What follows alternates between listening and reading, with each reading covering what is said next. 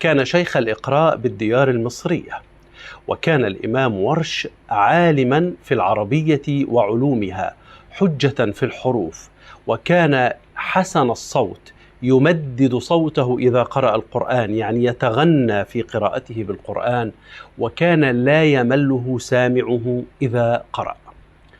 وورش هذا ليس اسمه، فقد عرفنا اسمه، وإنما هو لقب لقبه به شيخه الإمام نافع المدني، ولقبه بهذا اللقب لأن ورش كان أشقر شديد البياض، والورش هو شيء كان يصنع من اللبن، وقيل هو اسم طائر أبيض يسمى ورشان ثم خفف إلى ورش.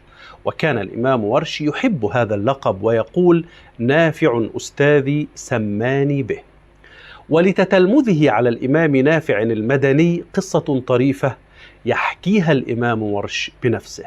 يقول الإمام ورش: خرجت من مصر لأقرأ على نافع، فلما وصلت المدينة المنورة صرت إلى المسجد الذي يقرئ فيه نافع، وهو مسجد رسول الله صلى الله عليه وعلى آله، فإذا به لا تطاق القراءة عليه من كثرتهم، أي وجد زحاما شديدا على الإمام نافع من التلاميذ بحيث لا يستطيع أن يصل إليه ويقرأ. فجلست خلف الحلقة وقلت لأحدهم: من أكبر الناس عند نافع؟ أي من أكبرهم منزلة عنده؟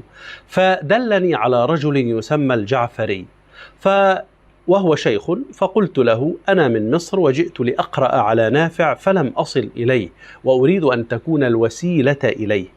فصحبني إلى نافع وقال: هذا غريب من مصر جاء ليقرأ عليك خاصة وليس معه تجارة، أي أنه جاء بغرض القراءة فقط أو بغرض العلم فقط. فقال الإمام نافع وكأنه يعتذر عن هذه الوساطة: ترى ما أنا عليه من أبناء المهاجرين والأنصار.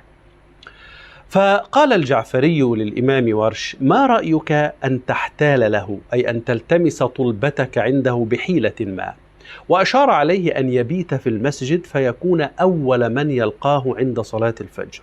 وبالفعل كان ورش هو أول من لقيه نافع عندما قام لصلاة الفجر. قال له: ما فعل الغريب؟ فقال ورش: ها أنا ذا رحمك الله.